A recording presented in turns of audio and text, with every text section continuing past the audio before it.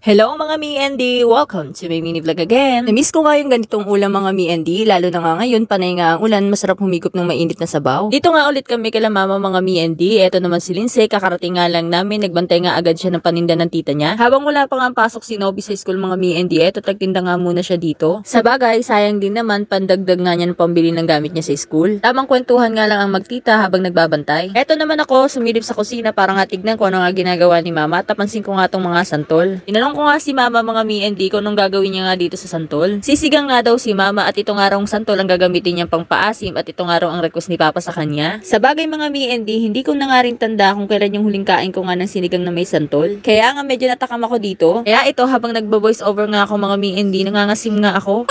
Nanganin pala sa mga masasarap ipangsigang mga mi and D, yung bayabas. Kung tawagin nga nila isinigang sa bayabas. Nosko, sabay-sabay na tayo matakam. Nakagayat at nakaredy na nga rin pala lahat ng gagamitin ni mama sa pagluluto. Kaya ito, nagumpisa na nga rin siyang magluto. Naglagay nga siya ng tubig, isinabay na nga rin pala niya yung santol, sibuyas at kamatis. Tapos, aantayin na nga lang niya na kumulo. Habang inaantay nga niya na kumulo ito piprito naman siya ng liig ng manok para pandagdag ulam para sa hapunan. Naks, daming ulam. Saktong-sakto nga mga mi and D, may sabaw ka na, may prito ka pa, o diba? May natira pa ngang santol dyan mga mi and D, kaya sabi ko nga kay Nobby kainin na nga lang niya at tumikim lang naman ako. Kaya ayan, kinain na nga niya agad at may pagsayaw pa. Aba, blooming yata ang mama ko ngayon, kaso nga lang di na nga niya ako inantay at tinurog na nga lang niya bigla yung santol. Kumulo na nga pala ito mga mi and D, kaya ayan dinurog na nga ni mama yung santol para nga lalong umasim. Amoy pa nga lang mga mi and D, matatakam ka na. Dahil nga kumulo na nga rin to mga mi and D, ito't nilagay na nga rin pala ni mama yung isda at yung sili. Sabi ko nga dyan kay mama mga mi and D, dahan-dahan nga lang ang paglagay ng isda dahil tumatalsik nga sa kamay ko at nagugulat ako at nawawala nga ako sa pagbibideo.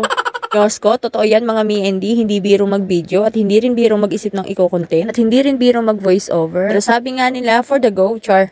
Lapit na nga rin pala matapos magprito ng manok si mama. Pagkakulo nga, ito't nilagay naman ni mama tong kangkong at aantayin na nga lang niya ulit kumuluto. Totoo lang mga mi and D, kapag si mama nga pala ang nagluluto, napakabilis. Parang laging may hinahabol, char.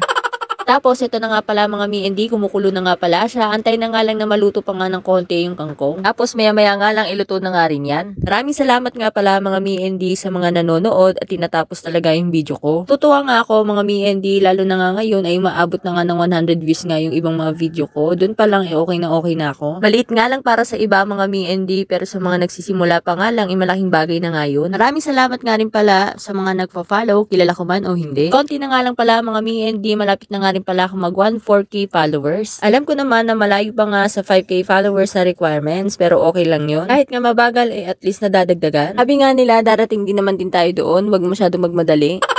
Tapos na nga maluto yung sinigang sa santol at yung pritong manok. Kain po tayo mga mi and D. Lord, salamat sa pagkain. O siya, hanggang dito na nga lang mga mi and D. Salamat sa panonood. Bye-bye!